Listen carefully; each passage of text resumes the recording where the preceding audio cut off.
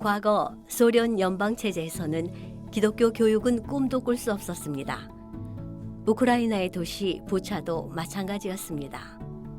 하지만 이제 이 도시 아이들도 자유롭게 재림교회의 전인 교육을 누리게 되었습니다. 우리 학교는 이 도시에 문을 연 첫 기독교 교육기관입니다. 공산주의와 무신론이 팽배한 우크라이나에는 종교적 배경을 가진 사립학교가 매우 드뭅니다. 2015년 이곳 지혜의 학교가 단 8명의 학생으로 그 문을 열었습니다. 교직원들의 헌신과 기도에 힘입어 이제 약 200여 명의 규모로 빠르게 성장했습니다. 학생의 절반 이상이 비재림교인 가정 출신입니다. 그만큼 복음 전도의 기회도 크다고 말할 수 있습니다. 아이들은 이 학교에서 말씀을 배우고 집에 돌아가 가족들에게 전합니다. 자녀의 긍정적인 변화를 목격한 많은 부모들이 기독교적 세계관에 기초한 이 학교의 교육 방식에 큰 감사를 표하고 있습니다. 지역사회의 복음전도센터인 지혜의 학교는 이 지역 성도들의 오랜 기도의 제목이었습니다. 지난 시절 우리 아이들은 기독교 교육을 받을 기회가 없었습니다. 소피아를 비롯한 학생들은 이제 이 학교에 다닐 수 있어 감사하고 있습니다.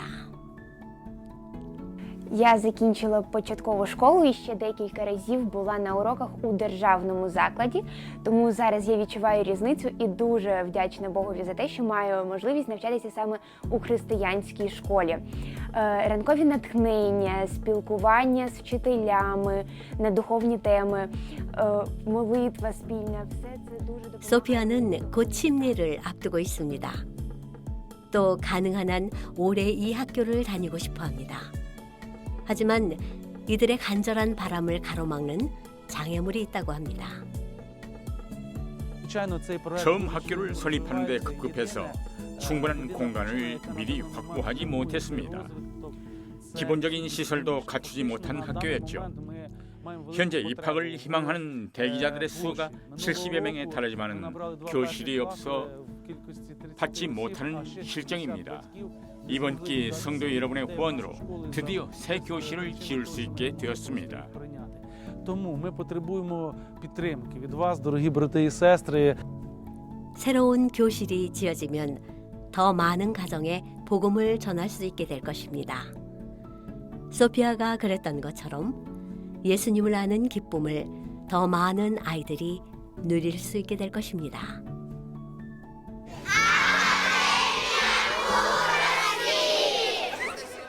성도 여러분, 우크라이나의 아이들과 그 가족들에게 복음을 전하는 지혜의 학교를 위해 많은 기도 부탁드립니다. 이번 기 열쇠째 안식일 학교 헌금을 드리실 때 이 학교를 기억해 주시기 바랍니다. 세계 선교 사업을 위한 여러분의 헌신과 기도에 감사드립니다.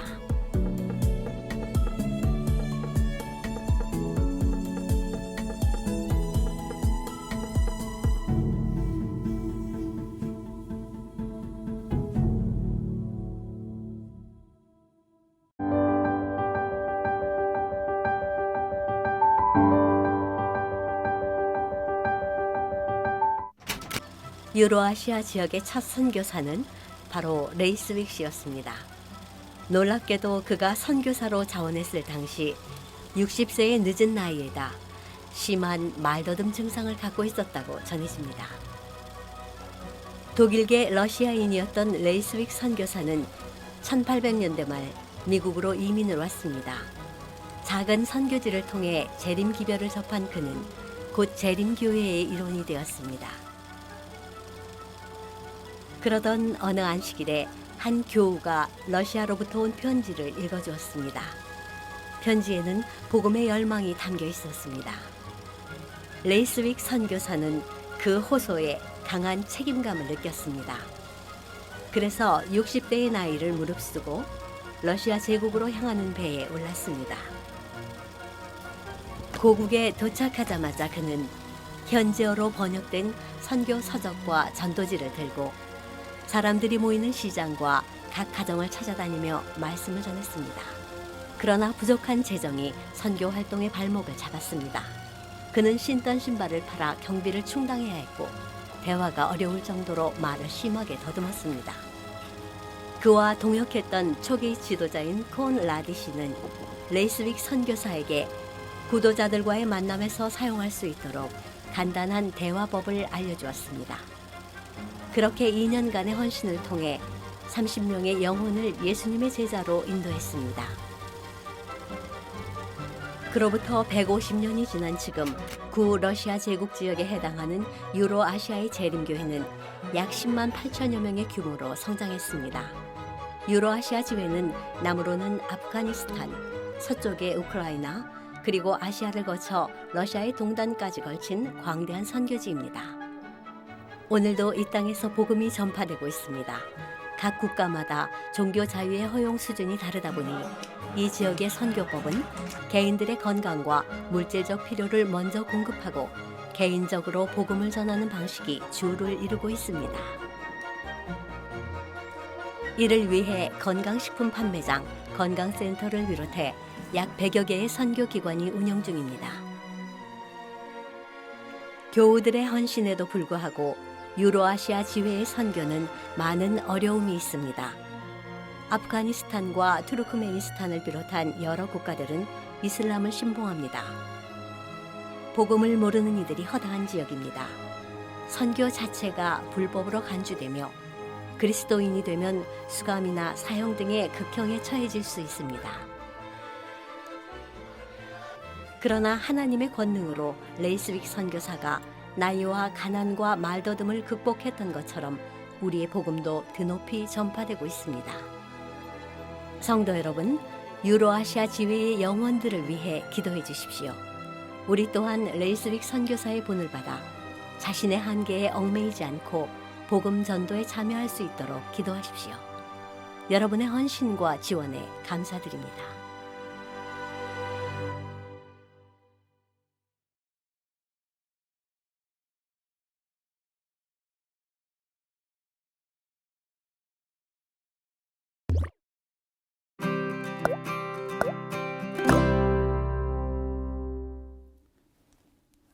성도 여러분 안녕하십니까? 우리 제1기 오늘은 제5과 공부하게 되었습니다. 벌써 1월 한 달이 다 가고 있습니다. 오늘 제5과는 앞에 이 이사야라고 하는 이 선지자의 모습을 가지고 이사야를 공부하고 있는데요. 제5과의 기억절은 이사야 9장 6절입니다. 이 9장 6절은 굉장히 중요한 구절입니다. 예수님에 대한 칭호, 아주 존귀한 칭호가 5개나 들어있고 그 앞에 있는 아기와 아들까지 합치면 7개의 칭호, 뭐 타이틀이라 할까요? 네임, 이름이라 할까요? 이런 것이 들어있어요. 예수님을 가리키는 다양한 칭호가 들어있습니다. 존귀한 평강의 왕, Noble Prince of Peace 제목입니다. 자, 이는 한 아기가 우리에게 낳고 한 아들이 우리에게 주신 바 되었는데 그의 어깨에는 정사, 이 정사가 뭐냐면 정치적인 그 권력, 힘을 정사라고 합니다. 영어로는 government라고 합니다. government, 정부가 모여졌고 그의 이름은 기묘자라, 모사라, 전능하신 하나님이라, 영존하신 아버지라, 평강의 왕이라 할 것입니다. 굉장히 무거운 구절이에요. 이사야 9장 6절. 자, 이것을 총주제로 하여 오늘의 이번 주에 연구의 범위는 이사야 9장으로부터 12장까지. 지난번에도 한번 말씀드렸지만 이사야가 66장에 되는 그 긴 책을 13과에 하려니까 이렇게 묶어 껑충껑충 띄어서 공부할 수밖에 없습니다. 이게 방금 읽은 우리 기억절의 킹 제임스 버전 영어예요. 그의 어깨에는 정사를 메고 가버먼트입니다. 평강의 왕. 이사야 9장 1절로 5절에 보면 갈릴리의 아주 나쁜 아문, 영어의 글룸을 제가 그렇게 아문이라고 번역했습니다만 아주 나쁜 운명이 이렇게 서려 있어요. 자, 그 나쁜 운명이 거쳐집니다. 아문, 그 나쁜 그 어두운 구름이 끝나는 거예요. 자, 제가 한번 읽어보겠습니다. 그렇지만 나는 히브리 말에는 있지만은 우리 말에는 없습니다. 그래서 꺽쇠 안에 넣어놨어요. 영어로는 거의 다 나옵니다. But 뭐 이런 식으로 나와요. 전에 고통받던 자들에게는 흑암이 없으리로다. 고통받던 데에 흑암이 없어져 버려요. 옛적에는 여호와께서 스불론 땅과 납달리 땅이 멸시를 당하게 하셨더니 아주 나쁜 고장이었더니 후에는 해변길과 요단 저쪽 이방의 갈릴리를 영화롭게 하셨느니라. 흑암에 행하던 백성이 큰 빛을 보고 사망의 그늘진 땅에 거주하던 자에게 빛이로다. 주께서 이 나라를 장성하게 하시며 그 즐거움을 더하게 하셨으므로 추수하는 즐거움과 탈취물을 나눌 때의 즐거움같이 그들이 주 앞에서 즐거워하오니 이는 그들이 무겁게 맨 멍에와 그들의 어깨의 채찍과 압제자의 막대기를 주께서 꺾으시되 미디안의 날과 같이 하셨음이니이다. 어지러이 싸우는 군인들의 신과 피 묻은 겉옷이 불의 섭같이 금부랭이 같이 다 살아 없어진다. 여기 몇 개의 지명이 나옵니다. 스불론 땅, 그리고 납달리 땅, 그리고 해변 갈릴리, 갈릴리 해변과 갈릴리. 한때는 그 땅이 멸시를 당했고 흑암이 있었지만은 지금은 흑암이 그치고 뭐 나와요? 이제는 빛을 보고 빛이 비친다고 말합니다. 갈릴리 지방, 특히 스불론과 납달리 땅은 비천하고 야비한 사람들이 많이 사는 것으로 알려졌습니다. 그 중에 나사렛이 그 중에 한 마을이에요. 가장 악명이 높은 마을이었습니다. 나사렛은 그야말로 좋은 일로 뭐 이름이 한 번도 나본 적이 없는 땅이에요. 구약에는 나사렛이라는 동네 이름이 한 번도 언급되지 않았습니다. 신약에 와서 예수님이 거기에 가서 자라심으로, 거기 계심으로 굉장히 중요한 도성이 되는 것입니다. 악명 높은 마을이었어요. 그런데 이 이사야 9장 방금 읽은 1절 이하의 성경 구절이 마태복음 4장 13절로 16절에 그것이 성취되면, 전에는 암흑하더니 빛이 나고 전에는 볼품 먹고 사람들 싫어하더니 이제는 아주 좋은 영광스러운 땅이 됐다는 것이 어떻게 되었는지를 그 이사야 9장 초반의 예언이 어떻게 성취되었는지를 마태복음 4장에 이렇게 말합니다. 나사렛을 뜬, 나사렛이 그거 중에 하나예요. 이따 지도를 보여드리겠습니다. 예수께서 나사렛을 떠나 스불론과 납달리 지경 해변, 이 해변은 무슨 해변이냐? 갈릴리 해변이에요. 해변에 있는 가브나움에 가서 사시니, 가브나움에서 사셨습니다.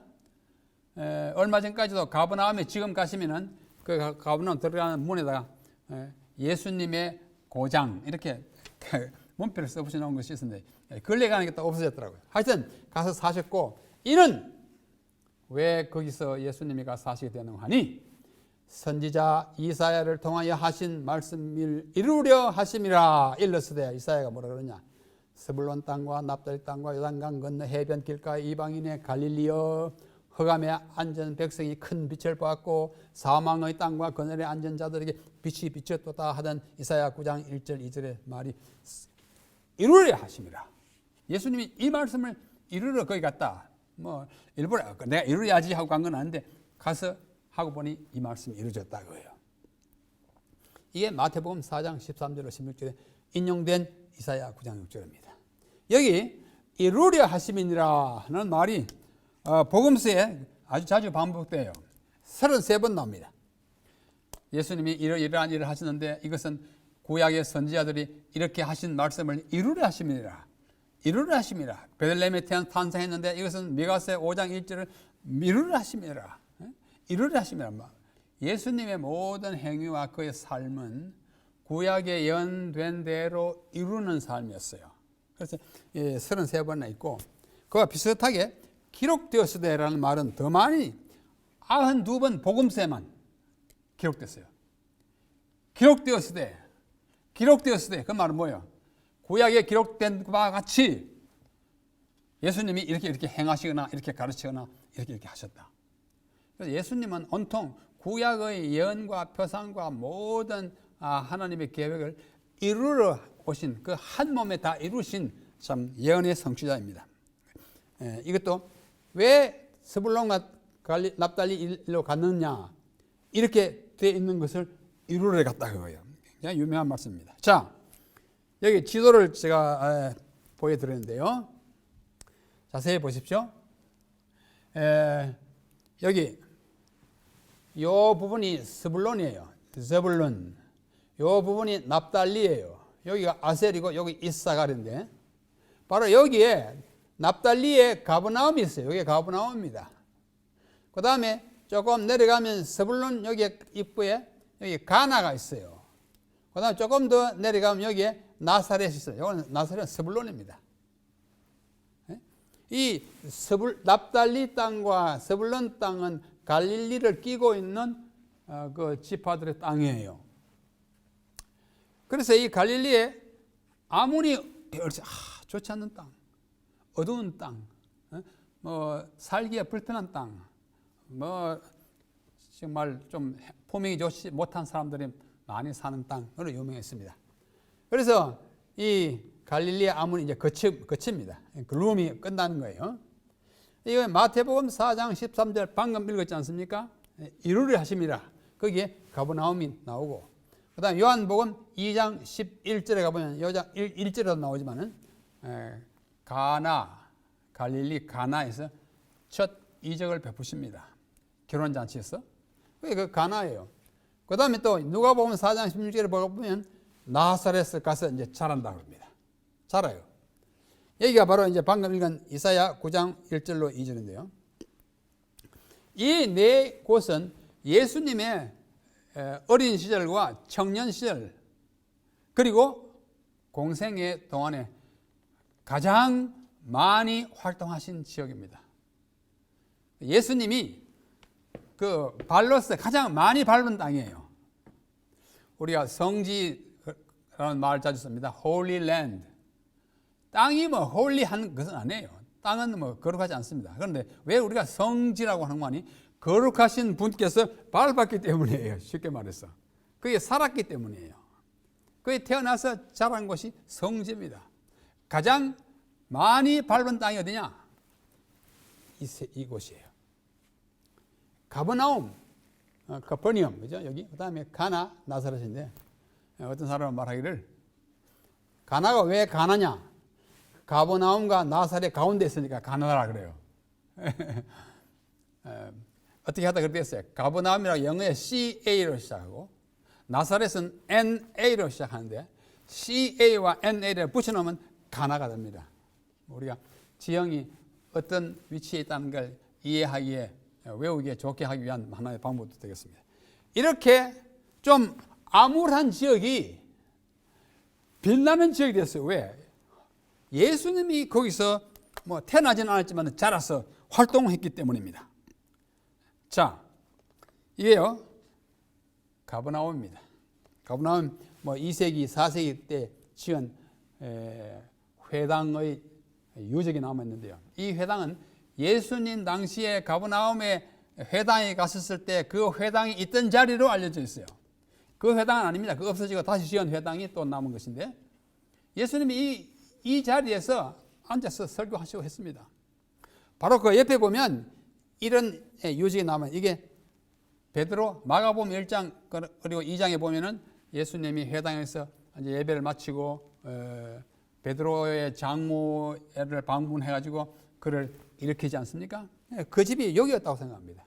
여기서 아주 가까워요. 바로 옆입니다. 이것을 기념한 교회당 하나 지었어요. 이것은 이 교회당을 짓기 이전의 모습이에요.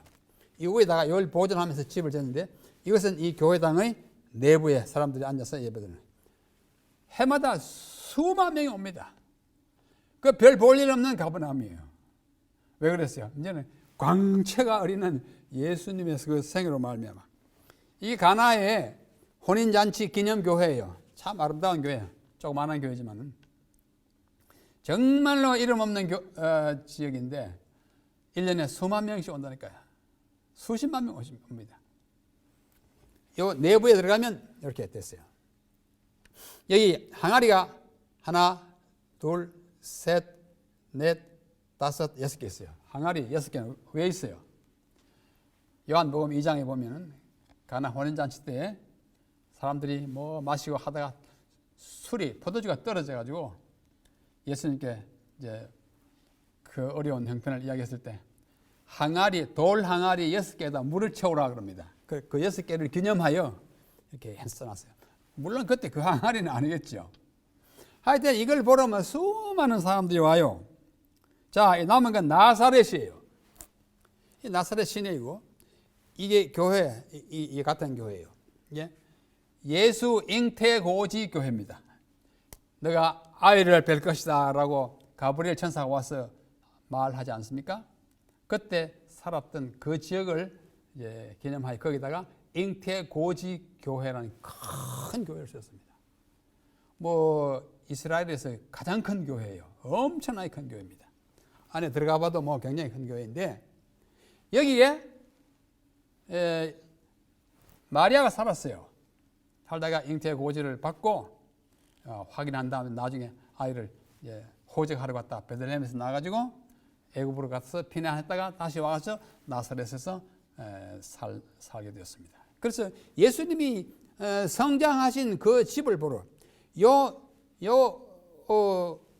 잉태고지 교회, 요 교회요. 바로 이쪽에 가면 여기서 나오가 이쪽에 가면 요셉의 목공소가 있습니다. 요셉이 여기 살았으니까 목공소, 목수잖아요. 그 목공소 한번 보러 예수님을 키운 아버지의 목공소를 보러 수많은 사람들이 야경이 이렇게 휘황찬란합니다. 빛나는 도성이 된 것입니다. 제가 처음으로 미국에서 공부한 동안에 예루살렘에 가서 한 달 동안 공부하는 기회가 있었습니다. 그때 홀 박사님, 우리 목사님들은 많이 아실 거예요. 시크프리드 홀 박사, 우리 교회 세계적으로 유명한 고고학자예요. 그분을 모시고 우리 공부하러 갔는데 나사렛에 갔는데 처음으로 갔어요. 1987년입니다. 근데 그날따라 홀 박사님 말씀하기를, 여러분 여기 학생이 그때 셋밖에 없었어요. 셋인데 나사렛에는 반드시 소지품을 주의해야 한다. 소지품이라야 이제 뭐 가방 조그만 거 거기에 뭐 이제 물건 사고 하려고 달러, 미국 돈 좀 들고 뭐 이런 거. 절대로 여기서는 안심하면 안 되니까 이게 소매치기가 아주 많은 동네니까 특별히 주의해야 한다고. 자동차도 그냥 문전을 만든다고 그렇게 말하더라고요. 그때나 지금이나 나사렛은 좋지 않는 동네로 이름이 나 있습니다. 근데 참 딱하게도 예수님이 거기서 자랐어요. 그럼에도 불구하고 그는 때 묻지 않고 티 묻지 않고 자라신 것이 참 아름다운 삶으로 우리에게 귀감이 되는 것입니다. 자, 이러한 이 어둠이 빛으로 화한 그 장면, 그것이 이사야 9장입니다. 근데 9장에 조금 내려가다 보면 6절과 7절에 귀한 우리를 위한 아들이 태어납니다. 너무나 유명하죠. 이사야 9장 6절과 7절.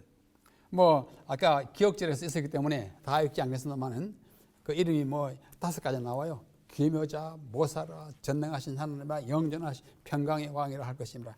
그 정사와 평강의 대함이 무궁하며 다윗의 왕좌와 그의 나라에 군림하여 그 나라를 굳게 세우고 지금 이후로 영원히 정의와 공의로 그것을 보존하실 것이라 만군의 여호와 열심히 이를 이루시라.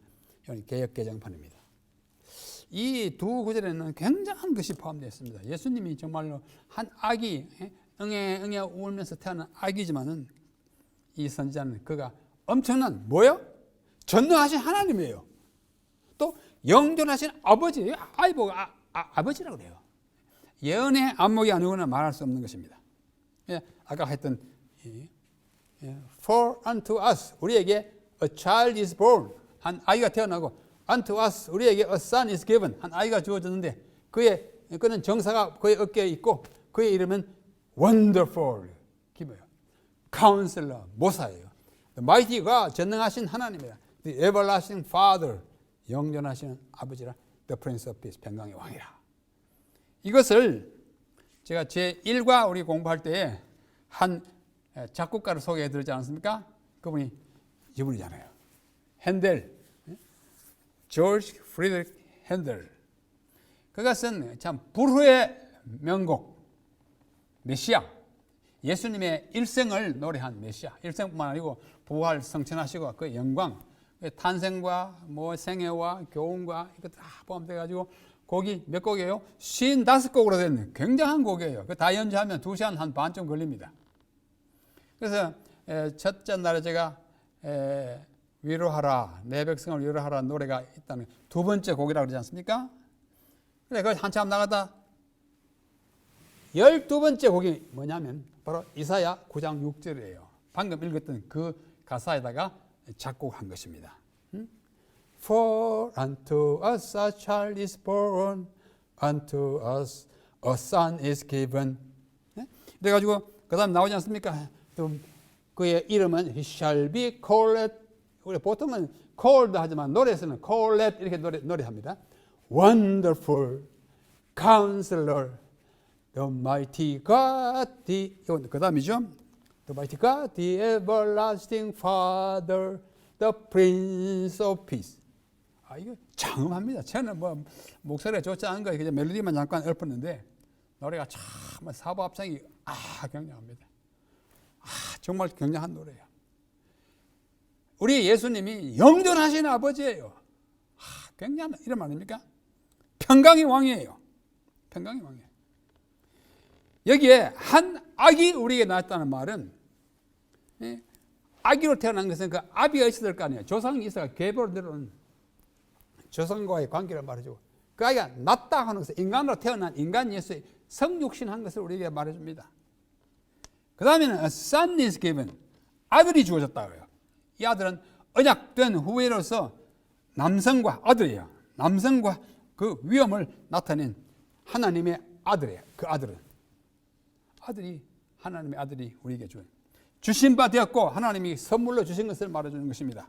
그 어깨는 힘이에요. 예수님 비유 가운데 한 마리 이런 양을 찾아서 그 어깨에 메고 옵니다. 어깨는 아무도 침범해서 빼앗아갈 수 없는 힘의 자리예요. 어깨에 정사람 정부를 물리고 그 이름에는 많은 것들이 포함되어 있지 않습니까? 뭐 그의 명성과 성격과 속성이 포함된 그 이름 내부지 이름이 있습니다. 그 이름이 원더풀 기묘자예요. 히브리 말로 펠레라고 합니다. 펠레라는 것은 아주 귀한 존재다 그거예요. 정말 귀한 존재입니다. 하나님이 뭐가 되셨어요? 사람이 된 거니까. 아주 특이한 존재입니다. 특이한 존재, 기묘자. 그 다음에 모사라, 카운슬러. 지혜가 많은 사람이 젊은이들을 위해서 카운슬링 해줍니다. 그런 분이에요. 우리는 모든 문제를 그분에게까지 가서 이야기하면 그분이 해답을 줄 수 있는 모사예요. 카운슬러. 요즘은 이제 모사라 그러면 좀 부정적인 의미가 포함되어 있지만 지혜가 많은 분 그런 뜻입니다. 어떤 분에게는 이 두 이름을 합쳐가지고 Wonderful Counselor를 한마디로 해가지고 Wonderful Counselor, 기묘한 모사라 이렇게 하기도 합니다만은 그보다는 따로 하는 것이 더 맞습니다. 전능하신 하나님이에요. 엘 기포르, 그 말은 권능 있는 영웅이요 전사. 그분이 전사예요. 나가서 싸우면 백전 할 수 있는 전능의 하나님이요. 그 다음에 영존하시나. 이 아기 피덩어리 같은 아기 보고 아버지래요. 진짜 아버지예요. 이분이 아이가 되기 전에 하나님이잖아요. 하나님이 모든 인간을 아담을 지으신 아버지잖아요. 언제나 계신 아버지의 모습으로 나타납니다. 그 다음에 나오는 것이 평강의 왕이에요. 이 말씀 제일 좋아요. 평강의 왕이야. 살 샬롬. 쌀이라고 하는 말은 뭐 여러 가지가 있어요. 쌀이라는 말은 방백, 장관, 두목, 무슨 황관은 장, 왕 이런 말 있는데요. 샬롬이에요. 샬롬. 이 샬롬이라는 말은요. 우리가 아는 뭐 평화, 평강 거기에서 그치지 않습니다.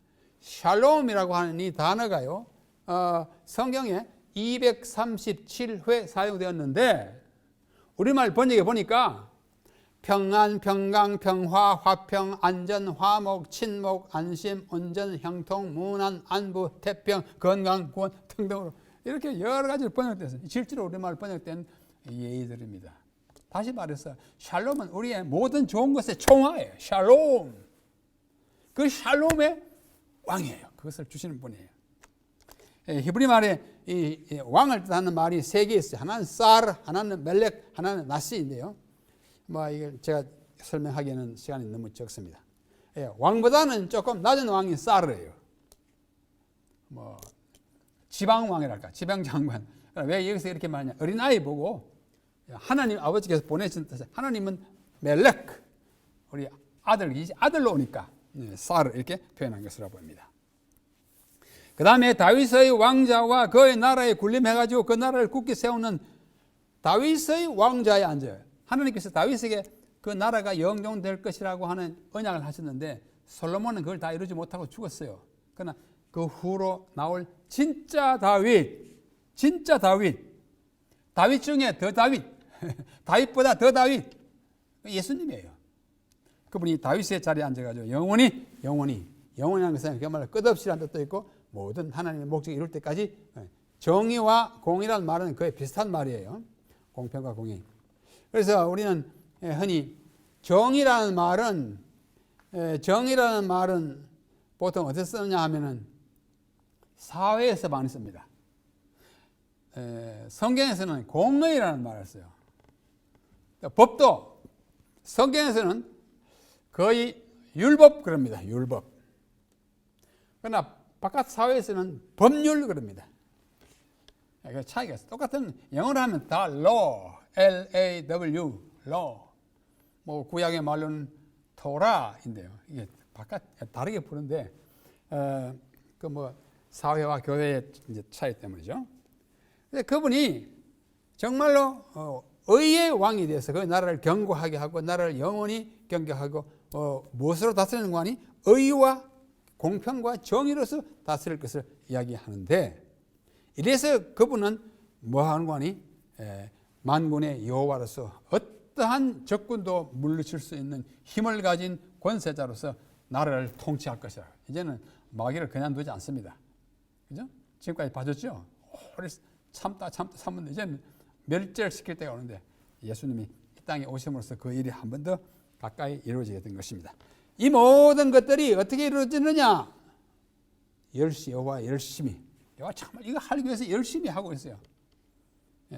열심히 그 열정과 거의 투기, 이 키나라고 하는 말 열정도 되고 투기도 돼요. 영어로 zealous하고 jealous하고 발음이 비슷하다시피 그런 것입니다. 자, 여기 나타나는 이사야 9장 6절로 7절의 단어들은 그 속성이 이런 것을 포함하고 있습니다.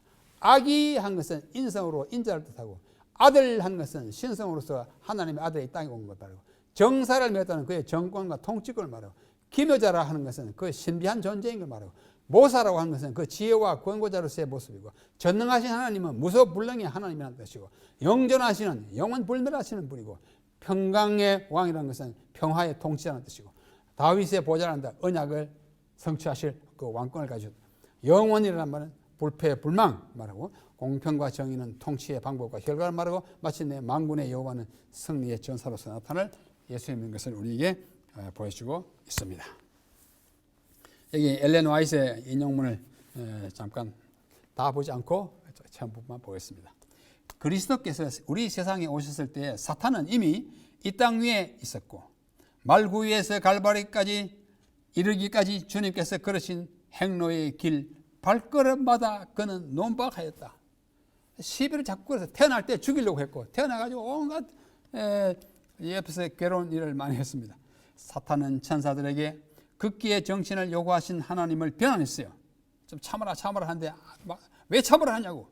사탄이 비난하는 요점은 하나님 자신이 극기에 대한 뜻을 모르며 당신 자신이 남들을 위하여 자기를 희생시키는 일이 없으면서 어떻게 천사들에게 극기의 정신을 요구할 수 있느냐고 불평을 했어요. 하나님 그걸 다 듣고 참았습니다. 결국 하나님 자신이, 예수님은 하나님 자신이에요. 자신이 인간이 될 때 마귀가 놀랐어요. 저럴 수가 있나? 그 고난 받고 막 광야에서 막 시험하고 해도 참고 40일 금식하는 거 보고 자기 죽는 줄 알았을 겁니다. 하나님이 자신도 극기하고 자신도 인내하고 한다는 사실을 예수님의 생애를 통해서 아주 여실히 보여줬던 일을 볼 수 있습니다. 근데 여기 이제 이사야 9장 8절로 10장 44절까지 이야기인데요. 이 부분은 이사야 9장 1절로 5절에 이 우상숭배와 이교의 비교에 빠졌던 백성들에게 구원하겠다고 하는 언약을 설명하고 있는데 그 9장 4절을 보면 그들이 무겁게 맨 멍에 메고 있었고 또 어깨에 채찍과 앞뒤자의 막대기 뭘 연상시킵니까? 애굽에서의 생활을 연상시키는 거예요. 애굽에. 이걸 다 꺾고 또 미디안의 날과 같대. 미디안이 와가지고 엄청 괴롭혔습니다. 그때 누가 일어났어요?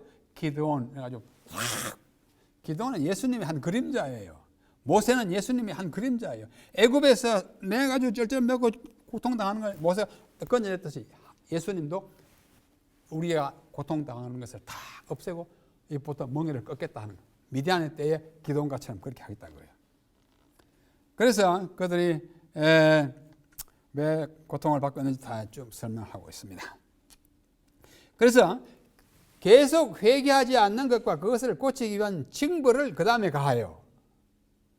내가 이렇게 하는데 말 안 들으면 좀 매를 맞을 수밖에 없다. 그런데 그 다음에 10장 5절에 가보면은 하나님이 나의 진노의 막대기인 아수르의 멸망을 하나님께서 당신의 백성을 위해서 막대기 역할을 하도록 불러댄 것이 아수르고 바벨론이고 애굽이에요.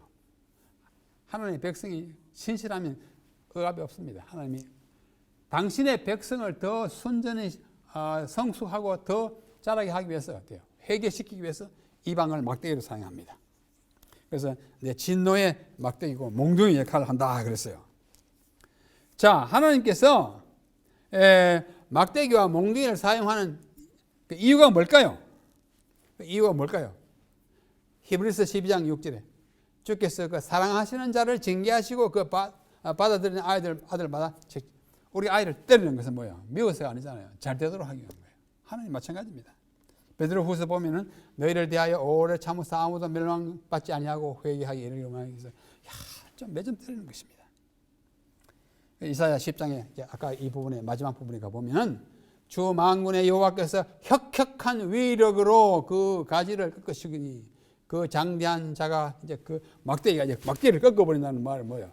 더 이상 너를 괴롭힌 일들이 다 없을 것이다. 그걸 작벌하겠다.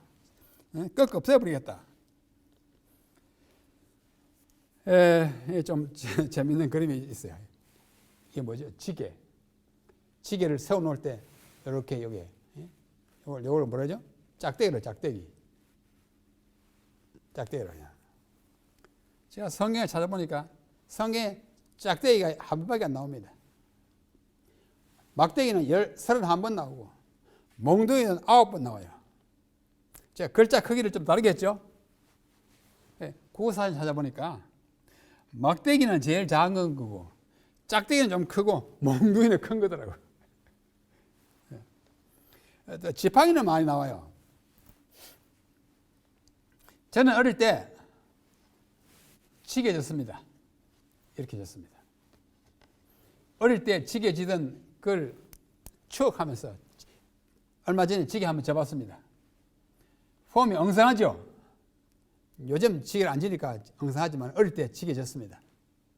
짝대기 짚고 일어나고 짐을 싣고 가고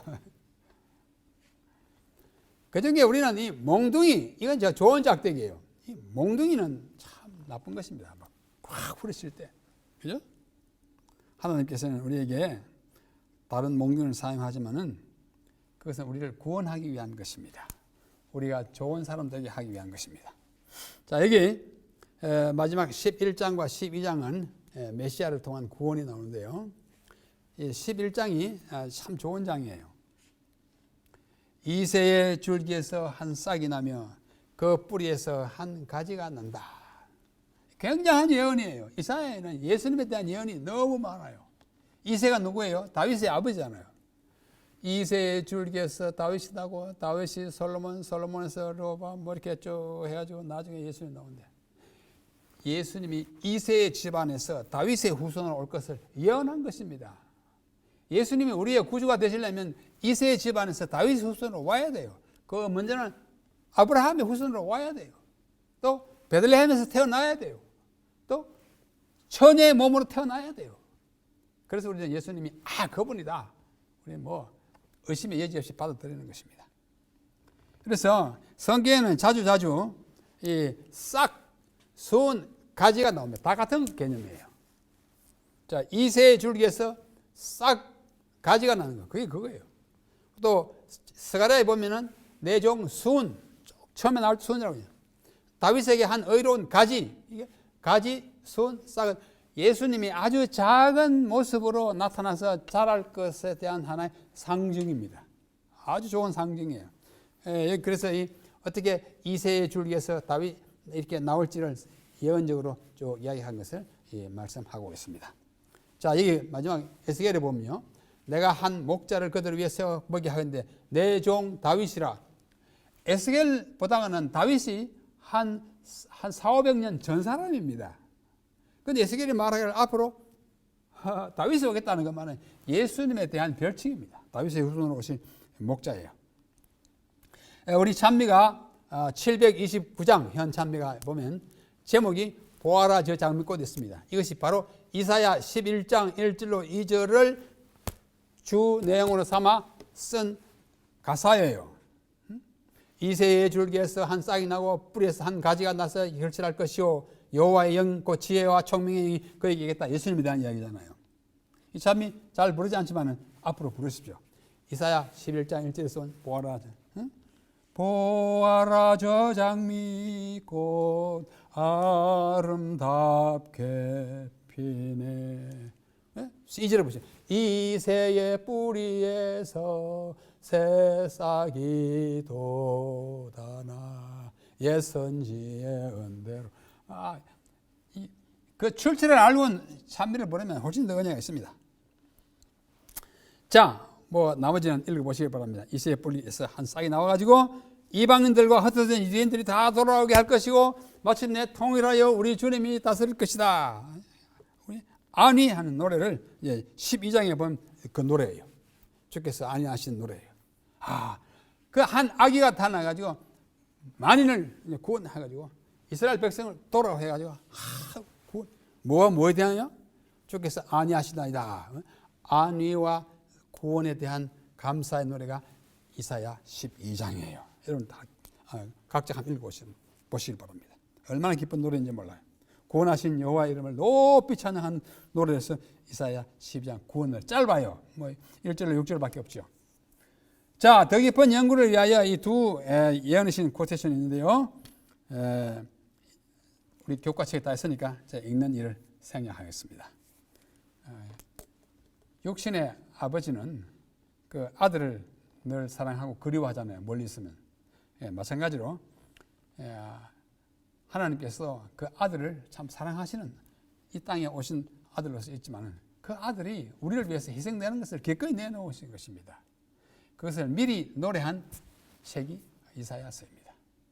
모쪼록 열심히 공부하는 가운데 우리에게 아기로 오셨지만은 평강의 왕으로 앞으로 통치하실 우리의 왕이시라는 생각하시고 기쁨으로 하루하루 사시고 구원을 노래하고 우리에게 주신 화평을 감사하면서 우리 이웃 간에 화목하고 성도들끼리 친교를 맺으면서 이 땅을 힘있게 기쁘게 하나님께 영광 돌리면서 살아가게 되시기를 간절히 바랍니다.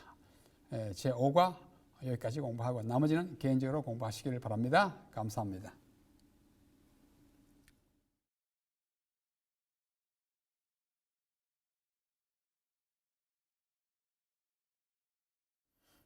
자, 오늘 나머지 시간에는 히브리 문화의 특징에 대해서 좀 자세히 말씀드리겠습니다. 제가 1과 2과 공부할 때 이미 말씀드렸지만은 이사야에서는 히브리 문학 중에 아주 굉장히 큰 보물 단지예요. 그게 히브리 문학의 정수가 딱 들어 있습니다. 그것이 왜 그런지 잠깐 설명해 드리겠습니다. 이게 문학이에요. 우리 뭐 영감이고 예언이고 하지만은 문학적인 틀을 통해서 예언하고 또 우리에게 말씀을 하시는 것입니다. 자, 히브리 문학의 특성에 제가 이해하는 대로는 크게 5가지 특징이 있습니다. 첫째는 대구법, 둘째는 2-5-1상, 셋째는 교차 구조. 앞에 여러 번 언급됐지만은 설명을 제가 하지 않았습니다. 교차 구조에 대해서는 오늘 설명합니다. 그 다음에는 이합체, 그 다음에는 말놀이예요. 대구법을 영어로 parallelism, parallel이라는 것은 평행선이라는 뜻이에요. 성경에 보면 평행을 이루는 구절이 아주 막 꽉 차 있다시피 많습니다. 그 히브리 문학의 특징이에요. 지금부터 몇백 년 전에 영국의 한 학자가 히브리 문학의 특징을 연구하면서 이 패럴렐리즘을 깊이 연구해 성경 구절 그대로 다 연구해 보니까 이 대구법, 대가 되는 대칭이 되는 구가 있다는 뜻이거든요. 평행법이라 해도 돼요. 이런 평행법이 15개 있다고 생각합니다. 했습니다. 아주 구체적으로. 그러나 그건 너무 많고 크게 저는 여기 4가지를 써요. 동의 대구법, 같은 의미, 이 의자가 오를 의자인데요. 오를 의자가 단어나 말의 의미할 때는 오를 의자를 씁니다. 그래서 저것이 뜻 의자예요. 뭐 의미할 때 의자는 뜻 의자, 설립 밑에 나를 하고 마음심하는 거지만은 이것은 뭐 민주주의, 정의를 내려라 할 때 정의가 이거잖아요. 사회의 정의 아니고 말의 뜻을 민주주의의 정의가 뭐냐 할 때 의가 이렇게 쓰는 것입니다. 같은 의미를 가진 대구법이 있고 synonymous parallelism, 반의, 의미가 다른 반대가 되는 parallelism이 있고 그 다음에 의미가 이렇게 보충하여 종합하는 종합 대구법이 있고 그 다음에 처음에 조금 그 다음에 조금 더 해가지고 점진 progressive parallelism이 있어요. 설명하겠습니다. 그 다음에 2-5-1상은 2개의 단어가 하나의 사상을 이루는 표현이에요. 이걸 영어로 hen 다이아 디스라고 합니다. hen이라는 말은 헬라어의 하나예요. 하나, one, hen. 디아는 through, 통하여. 디스는 둘이에요. 둘을 통하여 한 의미를, 두 단어를 통하여 한 의미를 가진다. 2-5-1상 이렇게 말. 교차 구조는 이제 교차하는 구조이고 이 합체는 그 알파벳틱이라고 하죠. 뭐 알파벳 순서를 쭉 한다든지 또 첫 글자를 모아가지고 하나의 단어를 만들게 한다든지 이런 것이고 말놀이는 앞에서 잠깐 설명한 적이 있습니다. 자, 대구법은 2개 또는 그 이상의 구절이 평행을 이루면서 운율과 의미의 연결을 도모하는 문학 형식으로 때로는 동의 또는 반의 또는 종합 또는 발전하는 것은 아까 점진이라고 그러죠. 점진을 나타내게 한다. 동의 대구법은 같거나 비슷한 뜻의 구절을 나란히 하는 거고 이거는 반대되는 것이고 이거는 서로 보충하거나 종합하는 것이고 점진은 점점 강화하는 것입니다. 예를 들면 창세기 4장 23절 24절에 보면은 라멕이 쓴 노래 하나 있어요. 이걸 사람들은 칼의 노래라고 합니다. 이 칼이 나와요. 아다와 실라요. 아다는 라멕이 부인이 둘이 있었어요. 하나는 아다, 하나는 실라인데 아다와 실라여 내 목소리를 들으라. 라멕의 아내들이여 내 말을 들으라. 이 두 줄이 사실상 의미가 같아요, 달라요? 같지요? 아다나 실라는 라멕의 아내들이고 목소리를 들으나 말을 들으나 똑같아요. 이런 거 가지고 동의 대구법이라고 해요. 동의. 그 다음에 나의 상처로 말미암아 내가 사람을 죽였고 나의 상함으로 말미암아 소년을 죽였고 똑같은 거잖아요. 물론 사람과 소년이 달랐지만 상처나 상함이나 말미암아 사람을 죽이고 소년을 동의 대구법이에요. 가인을 위하여는 벌이 7배 하라면 라멕을 위하여는 벌이 77배. 이게 동의예요. 배수가 좀 남긴 하지만 이런 대구법인데 자 동의 대구법을 조금 더 설명. 이사야 1장 16절 우리 앞에서 공부했어요. 이사야 1장 18절입니다. 18절. 이거 잘못 썼네요. 18절이에요. 여기 맞고요. 너희 죄가 주홍 같을지라도 눈과 같이 휘어질 것이요 진홍같이 붉을지라도 양털과 같이 주홍이나 진홍이나 그 색깔이 그 색깔입니다. 그렇죠? 눈과 같이 이어지나 양털같이 이어지나 뭐 희게 되는 건 마찬가지잖아요. 무슨 대구법? 동의 대구법. 동의 대구법입니다. 반의 대구법이에요. 사사기 5장 31절. 주의 원수들은 다 이와 같이 망하게 하시고 주를 사랑하는 자들은 해가 힘있게 도dom같이 하시옵소서. 주의 원수와 주를 사랑하는 자는 반대의 개념이고 이와 같이 망하게 하는 것하고 해같이 도담하게 하는 것은 반대예요. 예? 이게 반의 대구법입니다. 서로 대조를 이루어요. 그렇죠? 또 잠언 28장 22절에 보면 종합 대구법이 있습니다. 악한 눈이 있는 자는 재물을 얻기에만 급하고 빈궁이 자기에게로 임할 줄은 알지 못한다. 반대도 아니고 똑같은 것도 아닌데 이렇게요. 더 보충하고 있습니다. 악한 눈이 있는 자는 재물을 얻기만 하고 빈궁이 자기가 오는 것을 모르고 있다. 이 바보들아. 이런 종합. 그 다음에 이제 점진 대구법이 있어요. 시편 1편이에요. 복이 있는 사람은 악인의 꾀를 좇지 아니하고 죄인의 길에 서지 아니하고 오만한 자의 자리에 앉지 아니하고 쫓아가다가 섰다가 앉아요. 점진적으로 어디야? 그만 복이 있는 사람은 이렇게 아니니까 정말 좋은 사람이에요. 쫓지도 않고 서지도 않고 앉지도 않아요. 오직 여호와의 율법을 즐거워하여 그 율법을 주야로 묵상하는 다 점진적으로 나아가는 그런 뜻을 가지고 있습니다. 그 다음에 이어일상이란 하나의 사상을 나타내기 위해서 같거나 비슷한 뜻을 가진 단어를 두 개 연거푸 쓰는 거예요. 하나님이 가라사대 우리의 형상을 따라 우리의 모양대로 우리의 형상을 따라 우리의 모양대로 같은 개념입니다. 이 형상과 모양을 인위적으로 막 억지로 구별하는 사람도 있지만은 같은 내용이에요. 그러니까 두 말이 한 사상을 가지고 있는 것입니다. 또 여기 이사야 1장 4절에 있지 않습니까? 슬프다 범죄한 나라요 허물진 백성이요. 같은 개념, 이어일상이에요. 행악의 종자요 행위가 부패한 자죠. 같은 무리예요. 그들이 여호와를 버리고 이스라엘의 거룩한 자를 만유리 여겨 똑같은 거예요. 멀리하고 물러갔다 똑같은 거예요. 이렇게 굉장히 많습니다. 이사야에 있는 이어일상이 굉장히 많아요. 한번 보십시오. 이사야 2장 19절 암혈과 토굴 그게 암혈이나 토굴이나 그 다음에 3장 2절에 용사와 전사 같은 거예요. 그 다음에 찔려와 형극 찔려와 가시 이거 여러 번 있어요. 그 다음에 잔혹히 분냄과 맹렬히 노함 같은 거잖아요. 그 다음에 가난한 자와 빈핍한 자 같은 거고 예표와 기적 같은 공허하고 황무하고 같고 쇠약하고 세잔하고 같고 성실함과 진실함 같고 성과 과기 같고 굉장히 많아. 이게 다 그거예요. 이사야서에 있는 이어일상 한번 따라해 보세요. 이어일상 두 단어 한 사상 많습니다. 교만자와 거만자 같잖아요. 암혈과 토굴, 용사와 전사, 찔레와 형극, 잔혹히 분양, 방금 했잖아요. 가난한 자와 빈 머리털을 없이 하고 수염을 깎고 같아요. 곡성과 설피, 우리집, 예표와 기적 등등등등.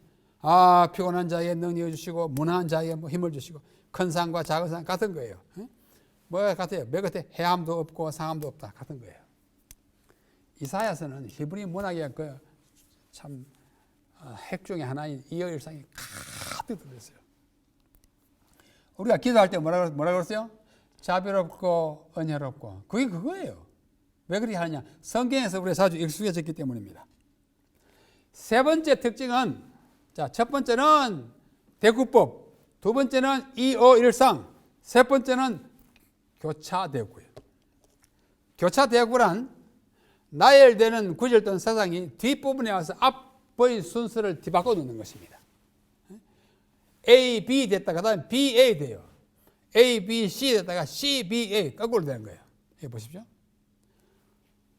믿음은 들음에서 나고 들어야 믿음이 생긴다. 우리말로 그렇게 할 수 있어요. 믿음은 들음에서 난다. 그 다음에 들어야 믿음이 생긴다. 거꾸로잖아요. A, B, B, A. 믿음, 들음, 믿음. 이런 식으로 하는 것입니다.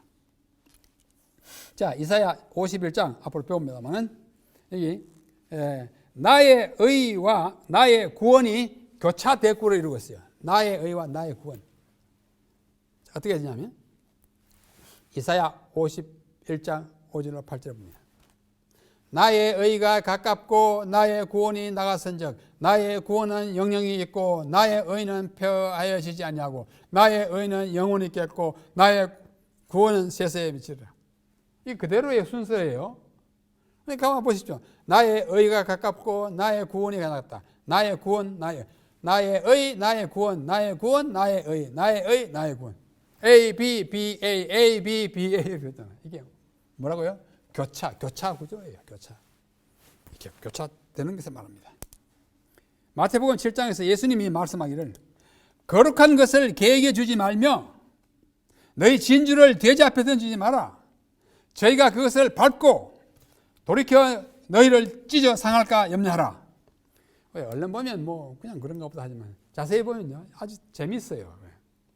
거룩한 것을 개에게 주지 말고 진주를 돼지 앞에 주지 말라. 거의 같은 거예요. 고상한 것을 뭐 그런 짐승들에 주지 말라 하는데 우리 같으면 제 같으면 한국 사람 같으면 거룩한 것을 개에게 먼저 주라 했고 그다음에 돼지라 하면 그다음에 개가 먼저 나와야 말이죠. 돌이켜 너희를 찢을까 하고 또 그것을 밟을까 한다.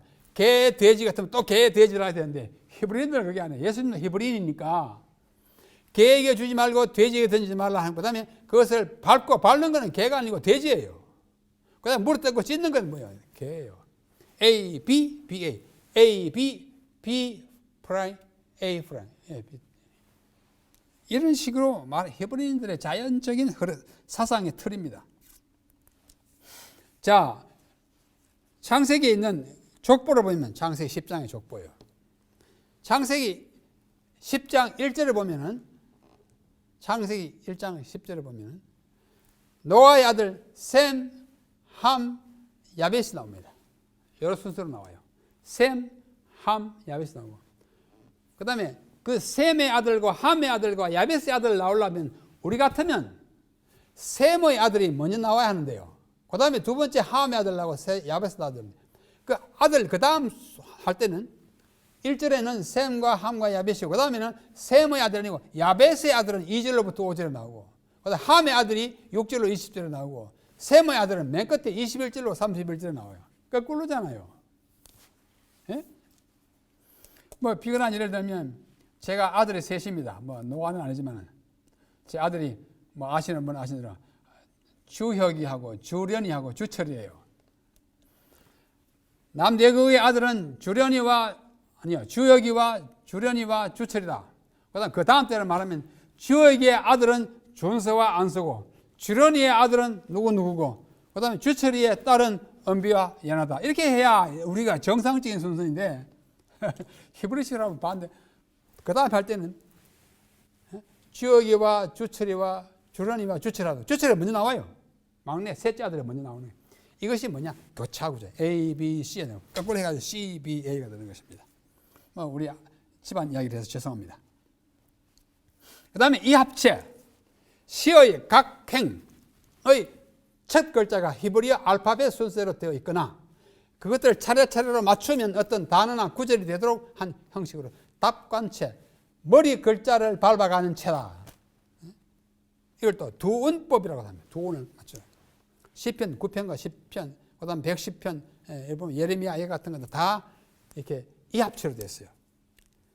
66절로 되어 있는 것은 22절로 되어 있는 것은 히브리 알파벳이 22글자입니다.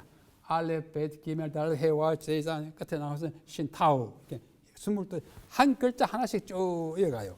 그걸 가지고 답관체라고 합니다. 자, 여기 한번 보십시오. 이게 시편 9편이에요. 9편 1절 뭐 제목처럼 나오고 2절 알레프로 시작합니다. 5대 하고 그 다음에 두 절씩 나오고 4절은 알렙, 베이스, 기멜, 달렛, 와우 영어로 하면 A, B, C, D, E, F, G 이렇게 시작해요. 답관체예요. 답관체. 그 다음에 119편은요. 알레프 첫 글자가 1절부터 8절까지 맨 첫 글자가 전부 알레프. 그 다음에 9절부터 9절부터 16절까지는 전부 다 베이스. A 시작하고 저는 B로 시작해요. 이렇게 하려고 이 시인이 얼마나 노력 많이 했겠어요. 똑같은 글자로 시작하는 글자를 많이 찾아내야 시인이다. 자, 여기 예레미야 애가가 있어요. 성경을 그대로 카피한 겁니다. 예? 보면 알레프, 베이스, 기멜, 달레스, 헤이, 와우, 자인, 해 이게 나가요. 책 글자를 아주 한 절씩 쭉. 이걸 뭐래? 답관책. 그냥 영어로 알파베틱 이렇게 표현하면 됩니다. 쭉 나가지고 맨 끝에 신타우. 첫 글자, 끝 글자가 타우예요. 자, 아주 비근한 예를 하나 드리겠습니다. 이 합체. 잘 알죠? For God so loved the world that he gave his only begotten Son, that whosoever believes in him should not perish but have everlasting life. 요한복음 3장 16절을 어떤 아주 머리 좋은 사람이 딱 보니까 재밌어요. 이분이 요한복음 3장 16절 그 유명한 성경에서 가장 중요하고 많이 사랑받는 구절을 이렇게 배열했어요. God so loved the world that he gave his only begotten Son, and whosoever believes in him should not perish but have everlasting life. G-O-S-P-E-L 뭐예요? 저 합치면 뭐예요? NIV예요. Gospel. 요한복음 3장 16절 답관체로 하면 복음이다. Gospel이다 그거예요. 이거는 뭐 우연히 또는 약간 꽤 맞춘 거지만은 어떤 때는 뭐 글자 한 단어만 하고 뭐 여기는 길고 뭐 억지로 꽤 맞췄지만 히브리인들은 아주 균형지게 해가지고도 알파벳으로 뭔가 단어를 만들거나 순서대로 하는 이런 한 형식이 있습니다. 이걸 답관체라고 합니다. 마지막으로 말놀이가 있어요. 영어로 word play 또는 그냥 판이라고도 합니다. 판, 말놀이. 언어 유희라고도 합니다. 한자로 언어로 유희하는 거예요. 히브리 문학의 다섯 번째 특징은 말놀이인데 이것을 유음, 같은 음을 가진 단어를, 비슷한 음을 가진 단어들을 말합니다. 자, 이사야 5장 7절. 대저 만군의 여호와의 포도원은 이스라엘 족속이요 그의 기뻐하시는 나무는 유다 사람이다. 이거는 뭐예요? 동의 대꾸법이죠. 요 구절로서는. 그 다음에 보면 그들에게 공평을 바라셨더니 우리 앞에서 공부했어요 이미. 도리어 포학이요 그들에게 의로움을 바라셨더니 도리어 부르짖음이었다. 우리말에는 이 말놀이가 사라집니다. 번역해버렸어. 번역해서 사라져요. 그러나 히브리 말로 하면 공평을 바랐더니 포학에는 아무런 언어에 유사점이 없지만 히브리어는 공평은 미시파트고 포학은 미스파흐예요. 얼마나 닮았습니까? 미시파트, 미스파흐. 내가 미시파트를 바랐더니 미스파흐를 가져왔고 의로움, 쯔다카를 바랐더니 부르지엄, 싸카. 쯔다카를 바랐더니 싸카만 왔다. 그렇게 되는 것입니다.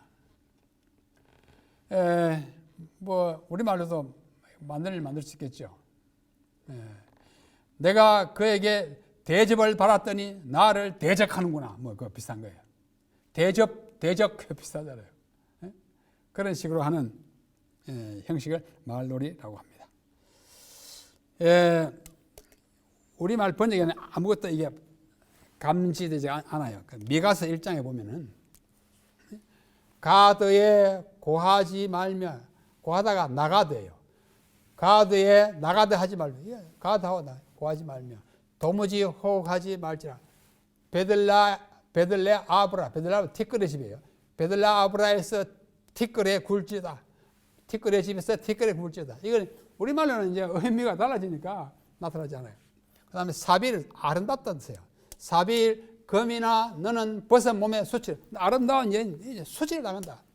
사난, 자난, 금인은 나오지 않고 야차 나오지 못하고 또 벳에셀 이웃집에는 애곡하고 너희를 의지할.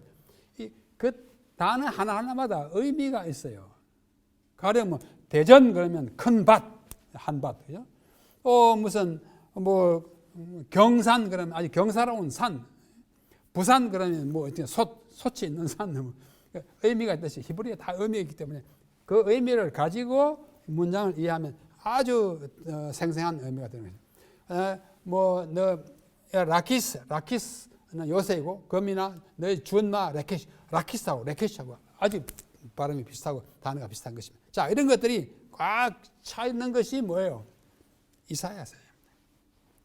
이사야서입니다. 그래서 오늘 시간이 많이 가서 자세히는 못하겠습니다만 오늘 공부한 이사야 9장 1절로 7절에는 아주 재미있는 대꾸법이 있어요. 아주 심층적인 대꾸법이어서 많은 설명이 필요합니다만 그 9장 1절 아까 했죠. 납달리와 스불론 이야기예요. 그게는 1절로 3절은 희망이 묘사되어 있고 그 다음에 4절로 7절은 희망이 나후중에 설명이 되고 있어요. 그 앞에는 하나님이 하시는 일과 백성이 누리는 것, 그 결과로 생기는 것이 1절, 2절, 3절 있는데 나중에 또 4절과 5절, 6, 7절에도 또 하나님이 하시는 것, 백성이 누리는 것, 그 결과가 있는 것이 이게 아주 A, B, C, A, B, C 대꾸법으로 교대로 나오는 것이에요. 내용을 보면 그렇습니다. 좀 자세히 보면요. 자, 하나님이 하신 일이 1절에 뭐냐면 1절에 하나님의 행위로서 새로운 상황이 펼쳐집니다. 스불론과 납달리를 멸시하게 하시다가 영화롭게 한다는 말이 나와요. 그러면 우리 사람이 느끼는 것이 뭐냐? 새로운 상황을 느끼는데 흑암에 행하던 사람이 큰 빛을 본다. 그 결과는 무슨 생기느냐? 하나님과 그의 백성 사이에 굉장히 즐거운 일이 생긴다. 이런 것이에요. 이런 것들을 성경 구절을 좀 더 구체적으로 하면 1절, 2절, 3절에 1절에서 하나님이 하시는 일, 2절에서 그의 백성이 누리는 것, 3절에서 결과로 생기는 일들이 반복되고 그 다음에 이제 그 결과로 생기는 것이 있고요. 그 다음에 후반부 4절, 7절에도 하나님이 하시는 일, 하나님의 구원의 일 있고 출애굽과 미디안 당시의 이야기를 함으로써 스불론에 있는 일을 다시 재현시키는 것입니다. 그 다음에 백성이 누리는 것이 갑옷과 피 묻는 거 다 없애버리고 그 결과는 뭐예요? 9장 6절에 한 아이가 탄생하는 거예요. 굉장히 재미있는 것입니다. 성경 구절이 이렇게 해요. 자, 이런 것들은 히브리어를 아주 심도 있게 읽지 않고는 잘 느낄 수 없는 것이어서 오늘 다 이야기할 수가 없습니다. 자, 이상으로 오늘 공부를 마치겠습니다. 우리 5과까지 했으니까 앞으로 6과 이제 13과까지 아직 갈 길이 멉니다. 모쪼록 이번 기회가 아니면 이사야서를 언제 공부하시겠습니까? 이런저런 참고서를 동원하든지 우리 교회 주석서를 이용하든지 해가지고 깊이 제가 말씀드리는 것은 그냥 빙산의 일각에 불과합니다. 열심히 연구하셔서 이 깊은 복음의 선지서를 이해함으로 큰 축복을 받는 이번 기회가 되기를 간절히 바랍니다. 다음 제6과 다시 뵙겠습니다. 안녕히 계십시오.